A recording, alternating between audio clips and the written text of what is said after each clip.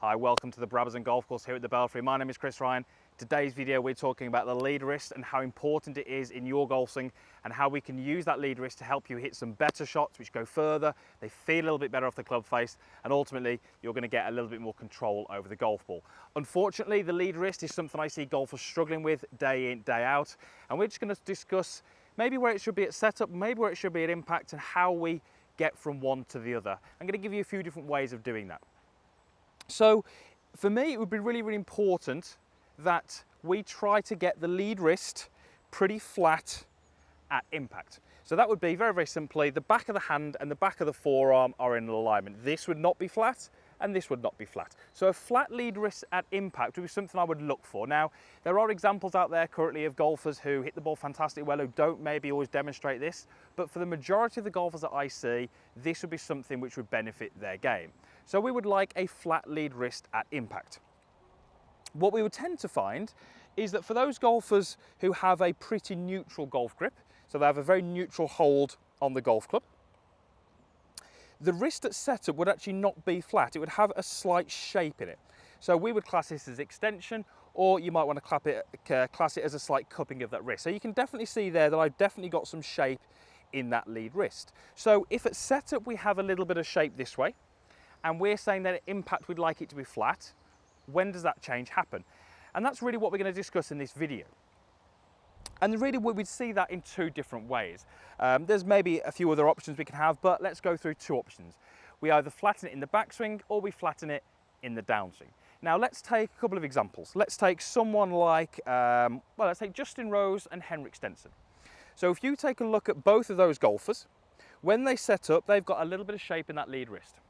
When they get to the top, they've also still got a little bit of shape in that lead wrist. So both of them almost maintain what they have at setup. Now I'm sure there's a little bit of change. I haven't seen their 3D numbers, but I'm sure there's a little bit of change, but there's definitely a maintaining of that extension to the top. If you look at both those golfers as they get down towards this point here, which is kind of last parallel, both those golfers have flattened out that wrist, so it's a nice neutral position. And this is certainly what we'd like at this delivery point. So those golfers have changed that as they make their downswing move. Now if we take another golfer, for example, let's take a very, very extreme version. We'll take Dustin Johnson and maybe someone who's less extreme, maybe a Jordan Spieth. Both of those golfers at the top of their golf swing have taken out that extension by this point. So you can see how my lead wrist is flat, if not starting to work towards a little bit of the other way. Certainly Dustin Johnson is very much in that way. So both of those golfers at the top of their golf swing have the wrist in this very, very different condition to what it was at setup. What they then have to do is almost just maintain that down towards this point. So what does all that mean? How's that going to help you as the golfer? Well, for many of the golfers I see, and these golfers really do struggle with contact, they struggle with direction, they struggle with height, distance, all those things that, you know, maybe you're familiar with. Those golfers will often start with the wrist in this cupped position, but at the top it will still be cupped. And more importantly, when they get down to this position, it's still in this cupped sort of look to it here. What that effectively does, it means that the club face is not exactly where we need it to be. And then from there, we've got the option of delivering the club nice and efficiently and the ball will go way to the right, or we have a chance to recover it. And those are often the golfers who find that they release the club early, they flick the ball, they have that really kind of cramped, uncomfortable look down at impact.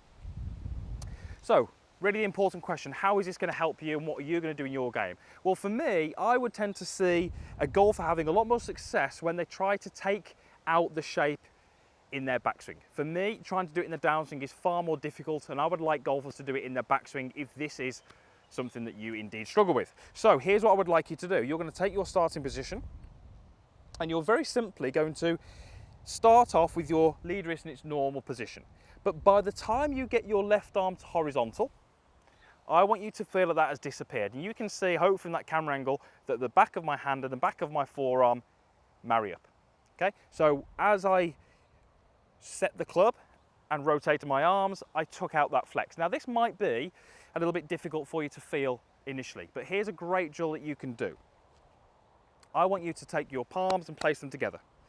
And I very simply want you to feel like as you move that club back, or that imaginary club back, you're starting to feel like the back of your hand points away from you. In this case, it's back towards the camera, as opposed to keeping that extension in that wrist and having the back of the palm, back of the hand I should say, visible to me. So as I take my club away, I'm going to feel like I begin to make the back of my hand point more towards the camera, and that's going to be a great feeling for how that is going to happen when we've got the golf club.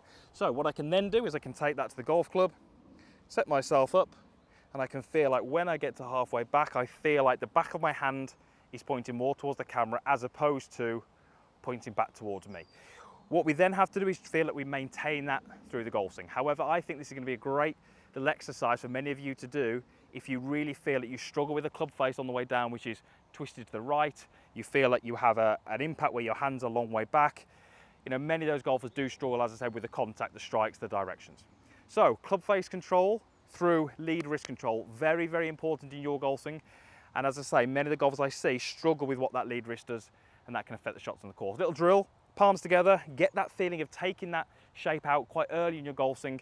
Once you've taken it out fairly early, you can then maintain that up to the top, all the way down to delivery, and that is definitely going to allow you to do some of the things that hopefully you're trying to do at impact, such as get the hands a little bit more forward, strike it better, hit a little bit further, all those kind of things. Right, let me have a go. I've only got a 6 iron here, but let's see if we can do it. One rehearsal, take that flex out, take the extension out, I should say, into that nice arch position. And I'll certainly be happy with that one straight down the middle. Only a 6 iron, so not gone as far as it would need to on this hole because it's 440 yards, but I'll be happy with that. So lead wrist, focus on it. I think it's really going to help you control the club face, and that is only going to help you hit better golf shots when you're out on the golf course. Thank you for watching. As always, if you did like the video, give it a thumbs up. That really does help me. There's a comments box down there as well, so feel free to comment in there, and I'll do my best to respond to as many as I can. Last thing, if you're not a subscriber, it is free. You'll just get a notification every time I upload a video, and it just means that you won't miss any of the content. So thank you again for watching, and hopefully we'll see you back here again soon.